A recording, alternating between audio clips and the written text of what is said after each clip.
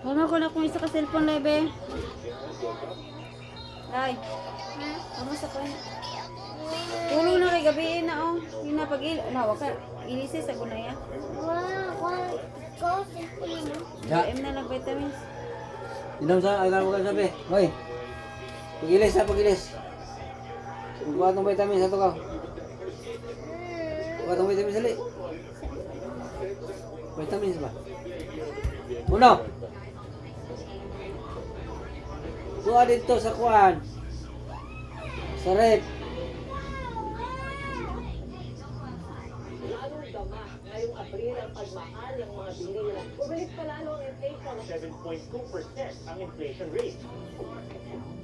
Sa mahal ng mga bilihin, kaya pa ba? Hindi na po. At sa dami po ng gastusin, kailangan po kakayanin. Ganun po talaga. Hirap ng buhay ko ngayon, kailangan malakas sa katawan. Wala namang choice, sabi ni Rosemary. Hindi kaya ulit. Kaya kahit 65 years old na, $40 ang nagbebenta, lutas kada araw sa bangketa. Ang ₱5 kita kada araw, kasalan para sa bigas, tulak at pamasahe. Kaya 2 buwan na siyang ibayad sa upa at putol na ang Dalios. Isa. Nag-i-stress na lang tayo. Wala na sila sa ulam yung mga anak ko. Kaya dun sa nag-aalam sila ng kita at saka tuyo. Taon-taon namang reklamo ng marami na hirap na sila sa panggastos. Pero may dagdag kalbaryo ngayong taon. Dahil pag-atake ng Amerika, isinara ng Iran noong Pebrero ang Strait of Hormuz na daanan ng bagong may kargang langis mula Middle East. Anong? Sumirit ang presyo ng petrolyo sa buong mundo. Anong bagay man? Ayabo na eh. Sumipa ang diesel mula 48 pesos kada litro noon sa Mamaya na. 160 pesos. Nagkaroon na mataas itong Abril. Nagmahal din ang gasoline at kerosene. Isa. Ang ating oil, ang ating energy, ay Isa.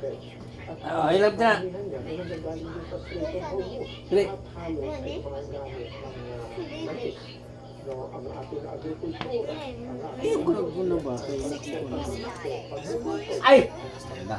Abot. Ang sektor ng transportasyon. Sa Walmart na ay pinapahigit 77 pesos na presyohan ng litro ng diesel ngayon. Kaya ang 500 pesos lang ang naiuuwi ni Jerry mula sa pamamasada, rest ng madaling araw hanggang alas 10 ng gabi. Sa mga 55 na pong ulo, muli po ang alas 4 mag-declare lang ng 1 to 1.5. Basta itong kulong sabi. Sulunan. Basta mo sulunan eh. Salay.